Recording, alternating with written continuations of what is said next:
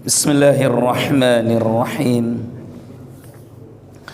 Assalamualaikum warahmatullahi wabarakatuh.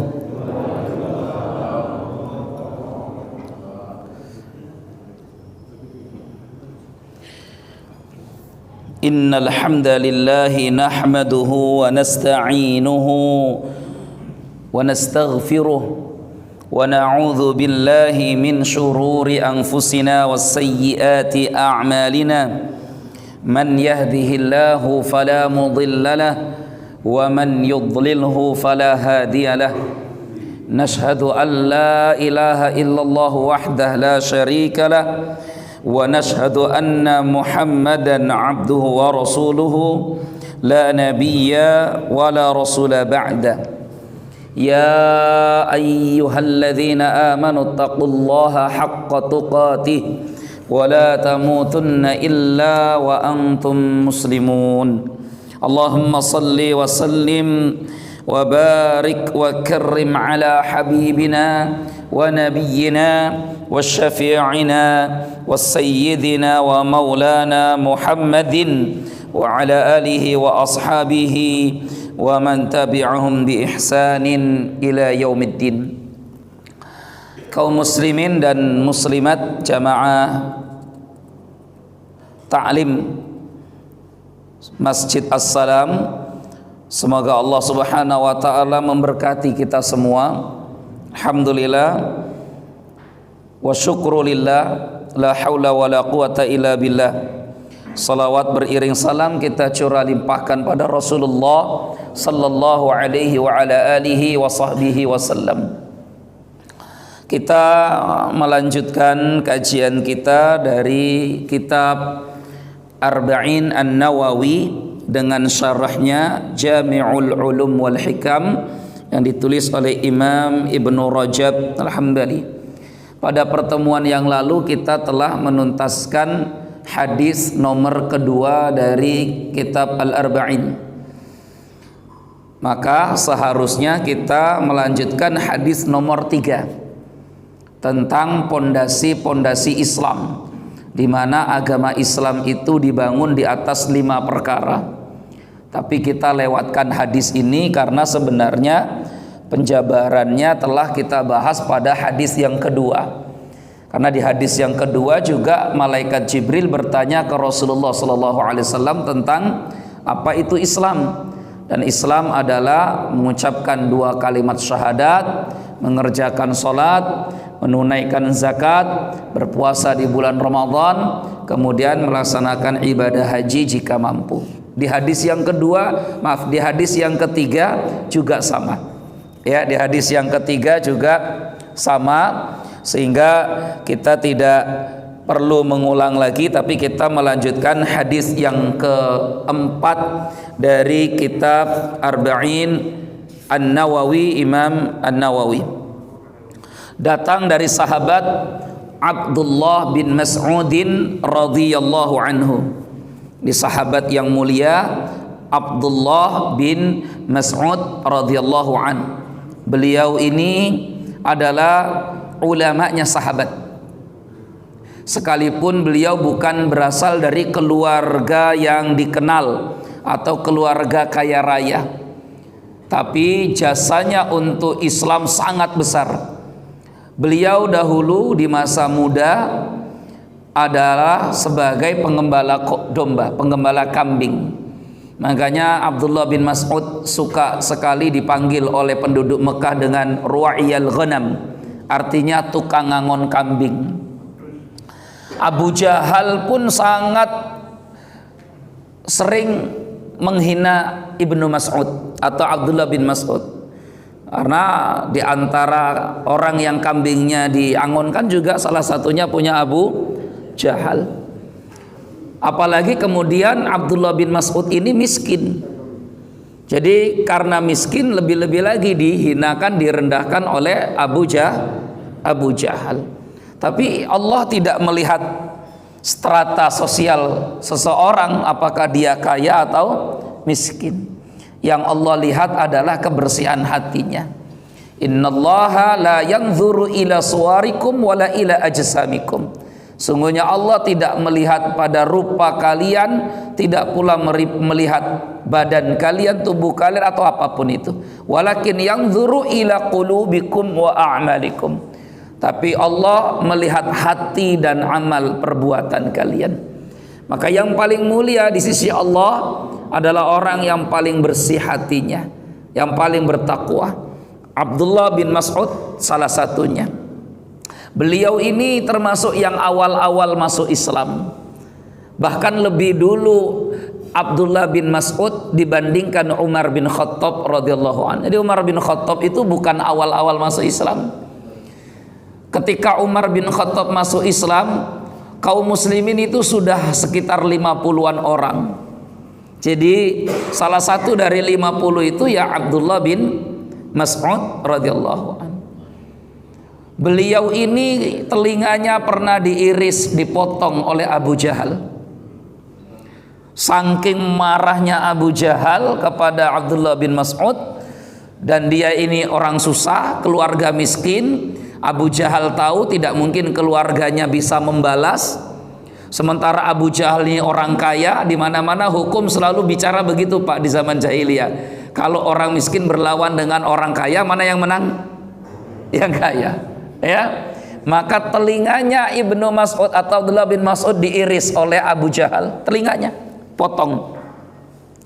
Membalas tidak bisa karena Abu Jahal ini pemimpin kaum Bani Makhzum, orang yang sangat dihormati di Mekah. Sementara Abdullah bin Mas'ud ya dari usia masih relatif muda dibandingkan Abu Jahal. Dari keluarga jauh lebih terhormat keluarga Abu Jahal. Makanya dalam perang Badar barulah kisos pembalasan Ibnu Mas'ud bisa terlaksana. Di waktu perang Badar, Abu Jahal kakinya sudah patah, sudah putus. Jadi kakinya Abu Jahal sudah terluka parah, putus atau apa, kena bilahan pedang dari Mu'ad dan Mu'awwad, sehingga Abu Jahal yang badannya tegap besar itu tidak bisa bergerak kecuali hanya tertidur telentang di medan peperangan Badar. Abdullah bin Mas'ud pun mendekati Abu Jahal. Abu Jahal tanya kepada Abdullah bin Mas'ud, tukang ngangon kambing, ya ru'ayal ghanam. Masih juga tukang ngangon kambing aja disebut Pak. Dasarnya orang sombong itu sampai mati pun ke bawah sombong. Gitu. Yang menang perang hari ini siapa? Abdullah bin Mas'ud katakan, yang menang hari ini kaum muslimin, Allah subhanahu wa ta'ala. Maka ketika Abu Jahal sudah tidak lagi bisa melawan, telinganya pun diiris oleh Ibnu Mas'ud, potong sama Ibnu Mas'ud. Kenapa? Kisos. Kamu ngiris telinga saya, maka saya iris telinga kamu. Wah, itu baru jerit-jerit itu Pak. Abu Jahal. Baru kemudian dibunuh oleh Abdullah bin Mas'ud radhiyallahu anhu. Ya, dan setelah dibunuhnya Abu Jahal, memang betul ini pukulan telak karena Abu Jahal adalah panglima perang. Di mana-mana perang kalau terbunuh panglimanya, maka tentaranya coba lo. Ukraina hari ini masih melawan karena presidennya masih ada. Kalau presidennya terus tertangkap dan lain sebagainya, maka otomatis pasukannya tidak lagi melawan. Maka kata Abdullah bin Mas'ud sambil berteriak keras, dia katakan, qataltu fir'aun hadhil ummah, qataltu fir'aun hadhil ummah. Weh, kalian dengar, Fir'aunnya umat ini sudah aku bunuh. Namanya Abu Jahal. Inilah sahabat Nabi Abdullah bin Mas'ud radhiyallahu anhu. Beliau ini miskin tetapi punya kelebihan. Kelebihannya apa? Otaknya sangat cerdas, ilmunya sangat luas, sehingga beliau dijadikan ulama para sahabat. Rasulullah pernah bersabda, jika kalian ingin mendengar seperti apa bacaan Al-Quran ketika diturunkan kepadaku dari malaikat Jibril alaihissalam, maka dengarkanlah bacaan Abdullah bin Mas'ud, karena bacaannya mirip seperti bacaan malaikat Jibril. Masya Allah, Ini sahabat yang mulia. Di zaman Umar bin Khattab radhiyallahu anhu berkuasa, di awal-awal beliau di zaman Rasulullah ekonominya belum berubah. Beliau masih saja tergolong fuqara wal masakin. Qadarullah, alhamdulillah, Allah pertemukan Abdullah bin Mas'ud dengan istri yang solehah, ya, kaya raya. Nah itu ya, jadi beliau susah tapi dapat istri solehah kaya raya, sehingga kekayaannya luar biasa. Ini istrinya jago betul nyari duit, bukan nyari duit suami ya, bukan. Kalau nyari duit suami itu suami nyimpen di mana ketemu aja, itu namanya istri jago nyari duit. Kalau ini nyari memang betul-betul mencari rezeki. Namanya Zainab, istrinya Abdullah bin Mas'ud namanya Zainab. Setiap tahun Zainab harus mengeluarkan zakat hartanya, karena beliau kaya raya dari perdagangan, perniagaan, dan mata pencaharian yang lain. Karena kan kadang ada wanita seperti itu ya, suaminya tidak terlalu pandai mencari rizki, tapi istrinya cekatan dalam mencari rizki. Ya, dia selalu melihat ada peluang, semuanya bisa jadi duit. Nah, salah satunya istri Abdullah bin Mas'ud. Setiap tahun beliau keluarkan zakat. Suatu hari Abdullah bin Mas'ud berkata kepada istrinya, coba sih kamu bayarkan zakat ke saya saja, nggak usah ke fakir miskin yang jauh-jauh di sana. Wong suamimu juga fakir miskin. Itu ya. Maka Zainab kemudian bertanya, memang boleh? Ya enggak apa-apalah orang suamimu fakir miskin. Maka kata Zainab, saya belum akan berikan zakat ini sebelum saya bertanya kepada Rasulullah sallallahu alaihi wasallam. Coba ya. Jadi selalu bertanya dulu kepada yang berilmu. Maka Zainab pun bertanya kepada Rasulullah sallallahu alaihi wasallam, ya Rasulullah, bolehkah seorang istri memberikan zakat hartanya, zakat mal, kepada suaminya sendiri yang fakir miskin? Maka Rasulullah SAW katakan, boleh, benar apa yang dikatakan suamimu, bayarkanlah zakatmu kepada suamimu Abdullah bin Mas'ud. Maka sejak saat itu Abdullah bin Mas'ud mendapatkan zakat harta dari istrinya tiap tahun. Nih mas, zakatnya nanti dia dapat zakat untuk nafkahi istrinya lagi ya. Jadi muter-muter itu Pak. Itu muter-muter itu ya. Tapi ya boleh, karena zakat itu diberikan kepada fal aqrabu wal aqrabul aula. Makanya rumus zakat itu istri boleh berikan zakat kepada suaminya kalau dia fakir miskin, tapi tidak sebaliknya. Suami tidak boleh bayarkan zakat kepada istrinya yang fakir miskin, karena bisa saja istri lebih kaya daripada suaminya, bisa saja. Istrinya pinter nyari duit, dan duitnya istri kan duitnya istri, bukan duitnya suami. Makanya bisa saja ada istri kaya, suami miskin. Tapi kalau kebalikannya nggak mungkin. Suami kaya, istri miskin, tandanya suaminya pelit. Kan gitu saja. Ya, karena nggak ada ceritanya begitu tuh Pak. Ya, makanya suami nggak boleh bayarkan zakatnya kepada istri. Orang tua boleh bayarkan zakat kepada anaknya kandung. Boleh. Bapak berzakat setiap tahun diberikan ke anaknya. Kenapa dikasih ke anaknya? Anak saya nih fakir miskin, setelah berkeluarga pun dia belum juga dapat pekerjaan sampai sekarang, fakir miskin. Maka zakatilah, bayarkan zakat kepada anak. Boleh, sebagaimana Yazid mendapatkan zakat dari bapaknya, Ma'an, sahabat Nabi yang mulia, dua-duanya sahabat Nabi. Tapi tidak sebaliknya. Anak tidak boleh membayar zakat diberikan kepada orang tuanya. Kenapa? Karena orang tua adalah kewajiban anak. Ya, jadi anak tidak boleh bayarkan zakat kepada orang tuanya. Kalau ada orang tua yang susah, anaknya makmur, maka berarti ada kedurhakaan di sana.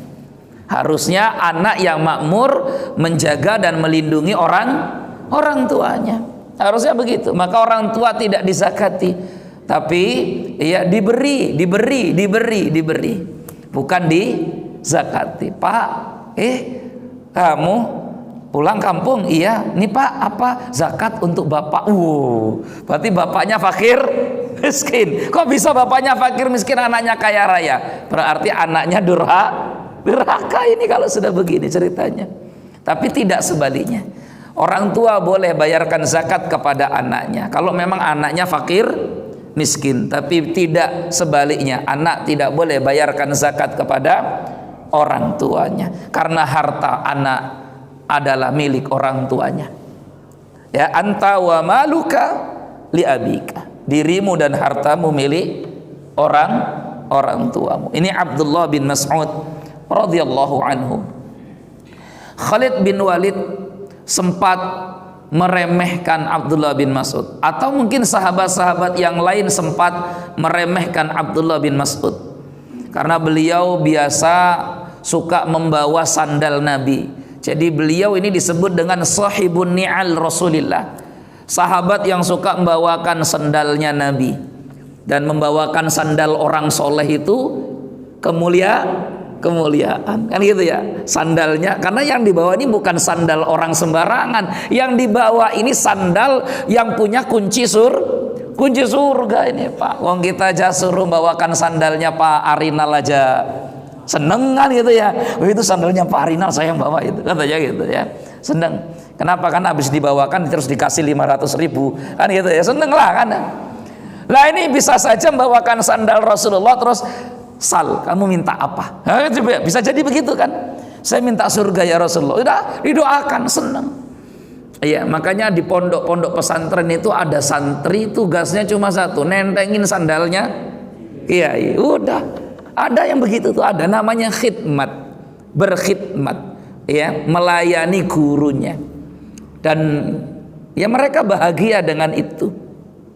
Itu ya, wallahu a'lam bissawab. Apalagi ini sandalnya Rasulullah. Beliau juga biasa mencarikan siwak untuk Nabi. Siwak, alat untuk membersihkan gigi, diambil dari ranting-ranting pohon, biasa tumbuh-tumbuh di Timur Tengah. Itu ya.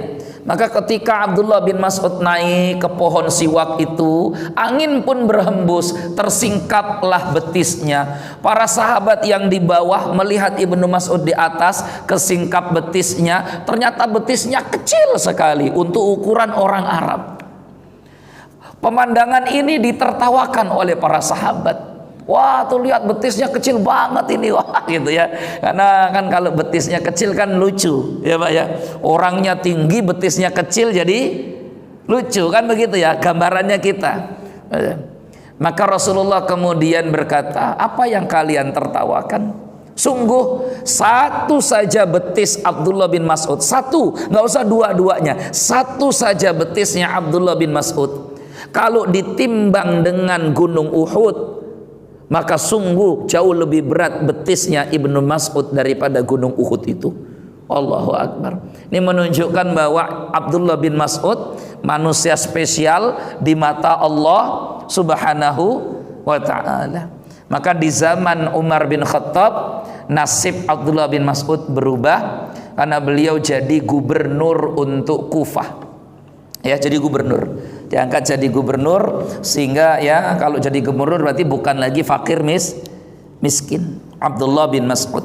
Nanti turun-turunan muridnya adalah Imam Hanafi. Ya, Imam Hanafi. Jadi Imam Hanafi itu masih kehitung cicit murid Ibnu Mas'ud. Cicitnya murid Ibnu Mas'ud. Gitu ya. Baik. Abdullah bin Mas'ud berkata, haddatsana Rasulullah sallallahu alaihi wasallam wa huwa as-sadiqul masduq. Telah menceritakan atau telah menyampaikan kepadaku Rasulullah sallallahu alaihi wasallam, dan Rasulullah adalah sadiqul masduq, orang yang jujur dan terpercaya. Semua ucapan Nabi tidak ada yang dusta dan selalu dipercaya. Ya, semua ucapan Nabi, baik yang sudah terjadi ataupun yang belum terjadi. Karena Rasulullah tidaklah berucap kecuali atas dasar wahyu. Wa ma yantiqu 'anil hawa in huwa illa wahyu yuha. Nabi tidak mungkin bersabda, berucap kecuali karena ada wahyu. Kalau kita ini kan kadang asal ngomong, Pak, asal ngucap. Ya namanya manusia. Ya, kadang kepelitut. Kalau kepelitutnya yang masih bagus-bagus, alhamdulillah. Kalau kepelitutnya kejauhan, ya itu yang jadi bahaya. Maka ada orang yang ngomong kepelitutnya kejauhan, ya hampir menyamakan azan dengan suara anjing, itu kepelitut namanya. Ya manusia tuh bisa saja begitu, ya bisa saja, namanya terkilir ucapan. Ya siapapun bisa kok, siapapun bisa, termasuk saya. Ya cuma kalau terkilirnya kejauhan akhirnya jadi tidak bagus, gitu ya. Jadi tidak bagus. Lagi rame kan sekarang ya, lagi rame. Itu. Ya wallahu alam, nanti cara selesainya gimana itu akhirnya. Ya cara menyelesaikannya gimana? Kita juga tidak tahu itu. Apa itu masuk penghinaan, apa itu masuk ketidaksengajaan, apa itu masuk bab kepelitutan tadi itu. Ya, kita juga bingung itu masalahnya. Nah, yang tahu yang undang-undang tuh ahli-ahli hukum itu semua. Gitu ya. Karena mereka yang buat hukum, nanti mereka lah yang tahu. Ya. Baik. Kita lanjut lagi.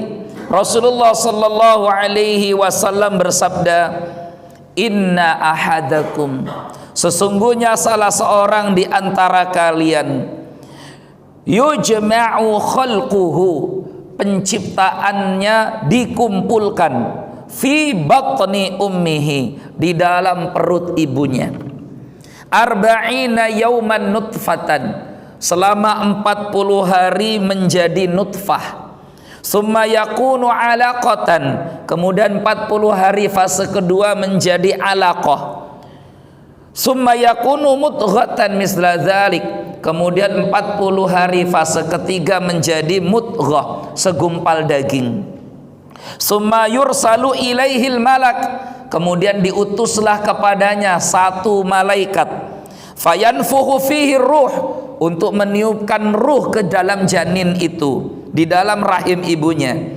"wa yu'maru bi arba'i kalimatin," sambil membawa 4 perintah dari Allah.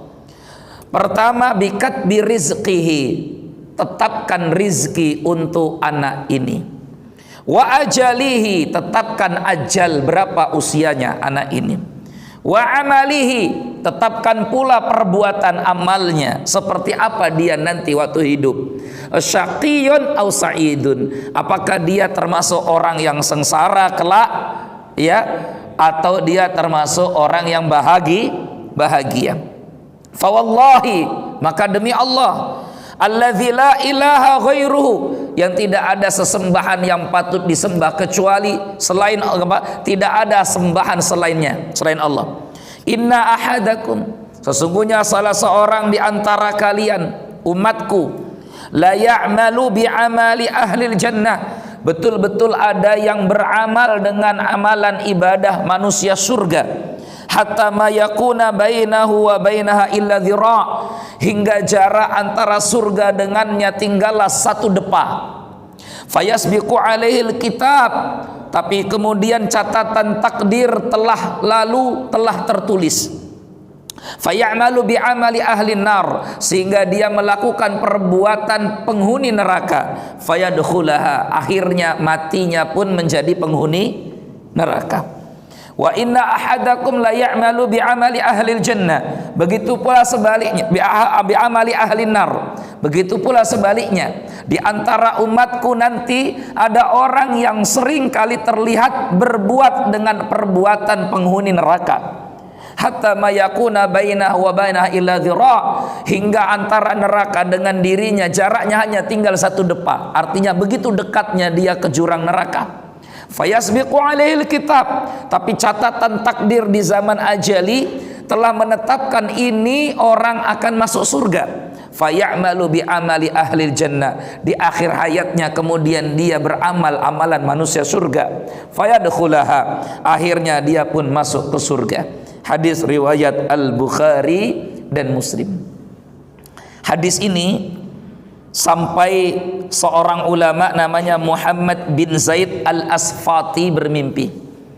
Muhammad bin Zaid al-Asfati, nama aslinya adalah, beliaulah Abu Bakar A'war, pamannya Abbas bin Fadl. Beliau orang yang jujur, terpercaya, kata Imam Abu Hatim. Kata Imam Ibnu Hibban, huwa thiqat, kuat hafalannya.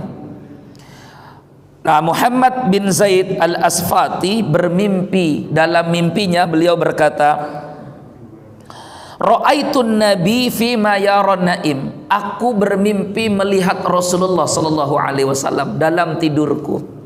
Dan itu biasa. Jadi kalau ada orang mimpi melihat Rasulullah, ya memang melihat Rasulullah. Karena Rasulullah tidak bisa terlihat ketika dalam kondisi terjaga. Ya, maka Nabi mengatakan, man ra'ani fil manami faqad ra'ani. Siapa yang melihatku dalam mimpi, maka dia memang melihatku. Jadi Rasulullah bisa tidak terlihat Ustadz? Bisa, dalam mimpi, bukan dalam alam nyata seperti ini. Karena sekarang lagi banyak gandrung ngaku-ngaku ngelihat Rasul di alam nyata.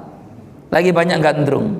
Ya, nanti Ustadz ngaku ngelihat Rasulullah di alam nyata. Tapi kalau jamaahnya sudah ngefan, ya setuju-setuju saja. Wong jamaahnya ngefan ini kok. Jamaah ngefan itu kan apapun juga diikuti. Ya gitu. Misalkan bapak ngefans sama saya, misalkan, ya sopo juga li ngefans kan gitu ya. Ya misalkan. Terus tiba-tiba saya bilang, wah gitu. Nanti duganya kan antum macam mana? Kafi Hamdan ngelihat Rasulullah, Kafi Hamdan ngelihat Rasulullah, misalkan begitu. Ya, padahal saya tadi cuma sedang acting saja. Ya acting itu semua orang bisa kok acting. Ya kan? Gitu. Makanya saudaraku, Rasulullah tidak terlihat di alam nyata kalau kita masih hidup begini. Rasulullah sallallahu alaihi wasallam di alam barzakh. Kalaupun melihat Nabi, melihatnya pun di alam tidur.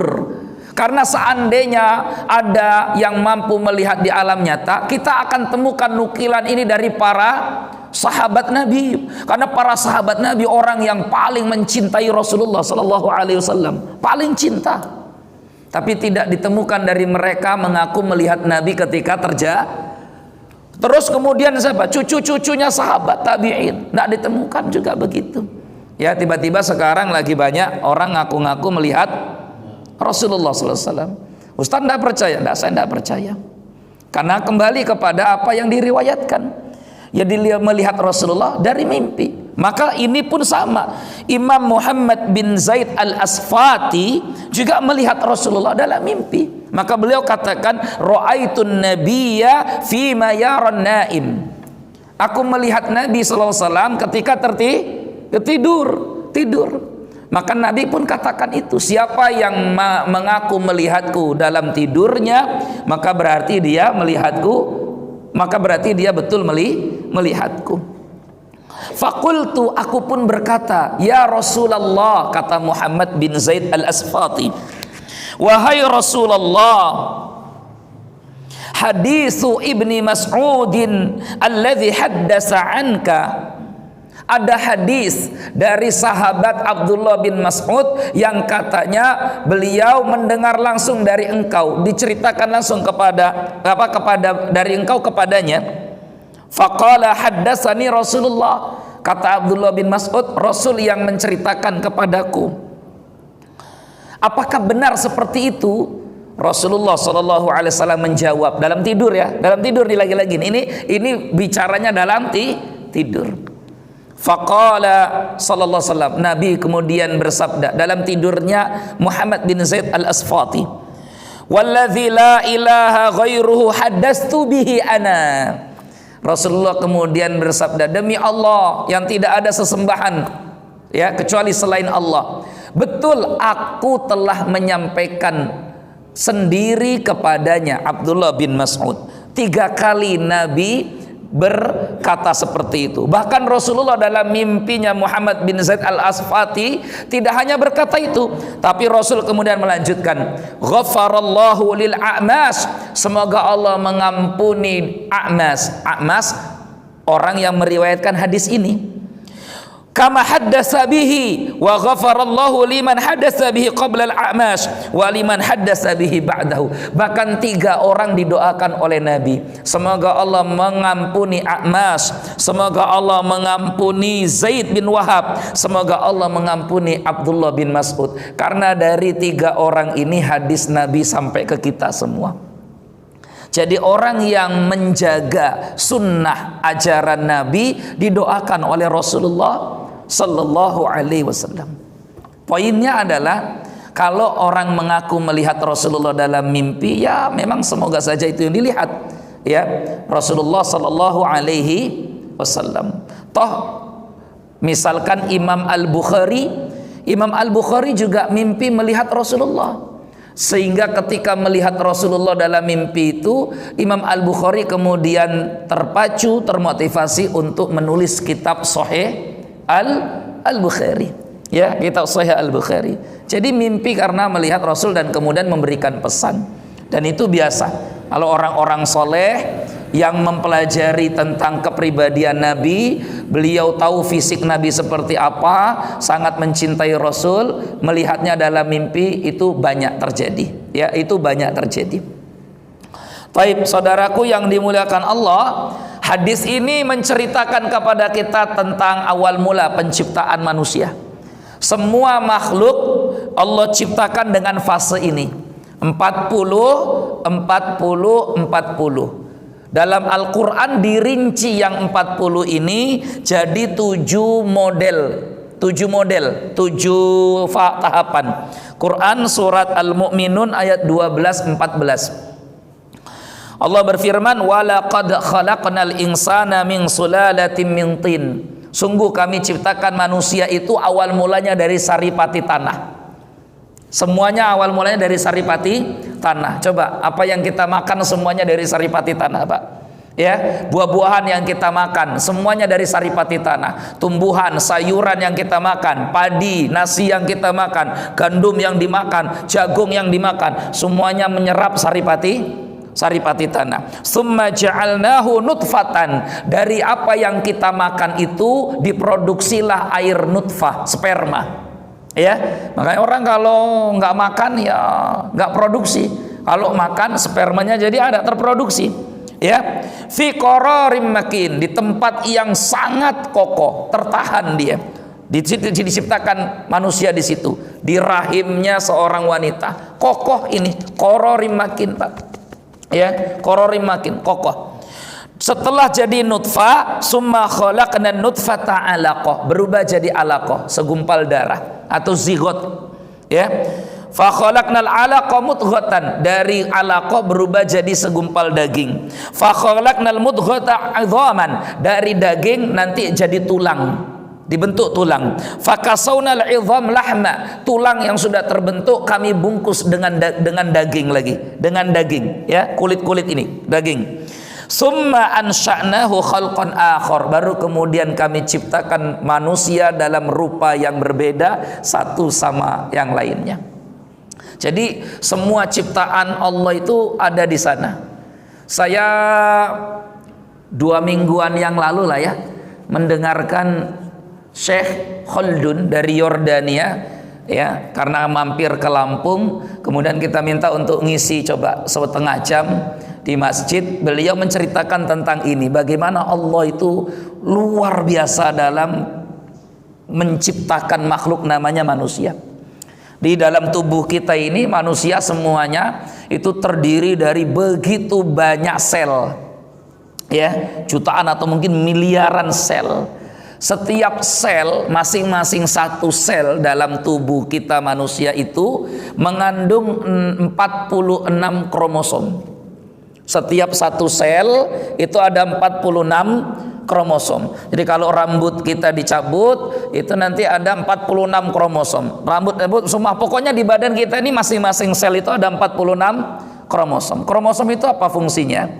Kromosom itu punya fungsi satu, ya, mempengaruhi manusia dalam hal watak, kepribadian, karakter, kecerdasan, IQ dan lain sebagainya. Kalau kita bilang seperti gen, Ya, itu termasuk nanti laki dan perempuannya dipengaruhi oleh itu, ya, dipengaruhi oleh itu. Hebatnya lagi, Masya Allah, di semua anggota badan kita ada 46 kromosom kecuali satu badan, kecuali satu tempat. Ya, apa itu? Air sperma dan sel telurnya wanita. Air sperma kita itu hanya memiliki 23 kromosom. Artinya untuk jadi manusia, tidak bisa jadi manusia kalau cuma punya Dia supaya bisa jadi manusia, sperma harus ketemu dengan sel telur yang juga hanya punya 23 kromosom. Karena makhluk jadi makhluk kalau punya 46 kromosom, baru bisa berkembang itu. Itu enggak apa namanya, kebetulan, Pak. Itu bukan kebetulan. Kok Allah ciptakan semua bagian tubuh kita ini punya 46 kromosom, tapi giliran di tempat itu, tempat diproduksinya makhluk, kenapa hanya 23? Artinya cuma setengah. Setengahnya lagi di mana? Setengahnya lagi di pasanganmu. Maka ketika mereka bertemu antara nutfah dengan sel telur, jadilah makhluk namanya manusia. Kalau tidak ketemu nggak jadi manusia.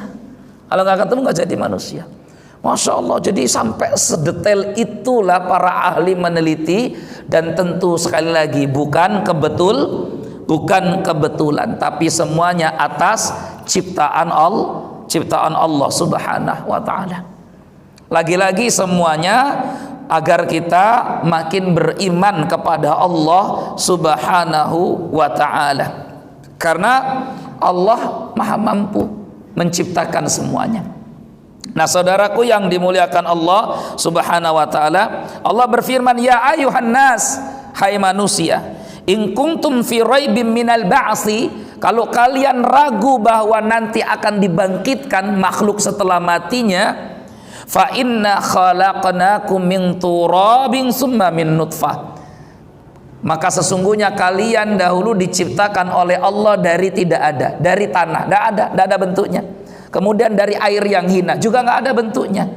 Maka bukan sulit untuk Allah menghidupkan kembali manusia yang sudah pernah hidup. Nggak sulit untuk Allah menghidupkan kembali manusia yang sudah pernah hidup.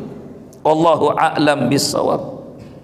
Sab'u tarat, maka 7 fase ini yang dijelaskan oleh Allah. 1, dimulai dari tanah, maka kita akan kembali ke tanah. Kemudian dari nutfah, air sperma, ya, biarpun nutfah itu tidak juga bisa diartikan sperma sebenarnya, ya, atau mani lah. Mani seringkali diartikan sperma, biarpun maknanya sebenarnya kurang pas, karena mani, air mani itu kan sering orang artikan sperma, ya. Air mani ini masalahnya ada di laki-laki juga ada di perempuan, itu masalahnya, Pak. Ya, makanya seorang perempuan namanya Ummu Sulaim pernah datang ke Rasulullah bertanya, ya Rasulullah, al-mar'atu tara fi manamiha syai'an, seorang wanita mimpi basah, apakah kalau perempuan mimpi basah juga wajib mandi junub? Maka Nabi katakan, iya, wajib mandi junub. Ummu Salamah yang mendengar ada wanita mimpi basah, Ummu Salamah tanya ke Rasulullah, istri beliau ini, Ummu Salamah istri beliau, ya. Kata Ummu Salamah, apa mungkin wanita itu bisa mimpi basah ya Rasulullah? Iya, bisa saja. Ini buktinya mimpi basah wanita ini. Famin aina yakunu syabah, kalau perempuan tidak punya air mani, dari mana anak yang lahir bisa mirip orang tuanya? Nah, ada coba. Jadi yang punya air mani ini, mohon maaf nih kita ngomongin mani ya Pak ya, kita ya. Jadi yang miliki mani ini bukan hanya laki-laki tapi juga perempuan. Sampai Nabi tanyakan, famin aina yakunu syabah, memang dari mana anak kalau bisa mirip bapak atau mirip ibunya kalau bukan dari air mani? Oh, ternyata yang mempengaruhi kemiripan anak terhadap orang tuanya itu dari air. Makanya Rasulullah pernah ditanya oleh pendeta Yahudi, Dalam hadis Bukhari, dalam hadis Imam Ahmad, dalam hadis Imam Muslim, pendeta Yahudi ini namanya Abdullah bin Salam tanya, "Ya Muhammad, bagaimana anak yang lahir bisa mirip bapaknya atau bisa mirip ibunya?" Pertanyaan ini tidak ada yang bisa jawab waktu itu, Pak, kecuali Rasulullah SAW, karena dapat wahyu dari malaikat Jibril. Maka Rasul mengatakan, idza sabaqa damur rajuli damal mar'ati, apabila air laki-laki lebih mendahului keluar daripada air si wanitanya, istrinya, ya, dan dominan, kemudian lahir anak dari hubungan itu, maka anak akan mirip bapaknya. Anak akan mirip bapaknya. Tapi kalau wa idza sabaqa damul mar'ati damar rajuli, tapi kalau si wanita, istrinya, lebih dahulu mendahului suaminya, maka anak yang lahir dari kejadian itu, kalaupun jadi anak, maka dia akan lebih mirip dari ibunya ketimbang mirip bapaknya. Nah, selesai itu. Jadi selama anak bapak ibu sama kita masih mirip kita dan ibunya, alhamdulillah, nggak masalah. Ya, asal jangan mirip wah ini mirip bapaknya, ya sudah. Wah ini mirip ibunya, ya sudah. Wah ini mirip siapa ini? Kakeknya, oh ya sudah. Ya, itu berarti masih ada kromosomnya lagi, masih ada gennya tadi. Wallahu alam bisawab. Saudaraku yang dimuliakan Allah, ini berita yang disampaikan Rasulullah Sallallahu Alaihi Wasallam bahwa nutfah atau tadi mani itu juga bukan hanya sekedar sebagai sebab, sudah isa ya, terjadinya makhluk dalam rahim seorang wanita, tetapi juga mempengaruhi tentang sifat karakter anak yang dilahirkan dan kemiripannya kepada orang tuanya. Ya, wallahu alam. Tapi yang paling penting jangan lupa baca doanya, itu saja. Jangan lupa baca doanya, itu ya. Doanya apa? Bismika Allahumma ahya wa bismika amut. Doa tidur. Ya. Subhanakallahumma bihamdika asyhadu an la ilaha illa anta astaghfiruka wa atubu ilaik. Insyaallah hadis ini belum selesai, karena inti dari hadis ini pada poin berikutnya, yaitu jangan bangga dengan apa yang sudah kita miliki dari amal kita hari ini, sebelum nanti di akhir hidupnya tetap baik. Istiqomahlah selalu. Semoga Allah tutup hidup kita dengan istiqomah. Karena bisa jadi orang baik hari ini, akhir hidupnya jadi orang yang paling buruk. Bisa jadi sebaliknya, orang buruk hari ini, akhir hidupnya nanti menjadi orang yang baik. Inilah maksud dari hadis yang insya Allah kita akan lanjutkan. Dan pada intinya, jangan pernah ujub dengan apa yang sudah kita lakukan atau kesolehan yang sudah kita kerjakan. Tetap berhusnudzan kepada Allah, beramal soleh, minta istiqomah. Semoga Allah wafatkan kita dalam husnul khatimah. Amin ya rabbal alamin. Subhanakallahumma bihamdika asyhadu an la ilaha illa anta astaghfiruka wa atubu ilaik. Assalamualaikum warahmatullahi wabarakatuh.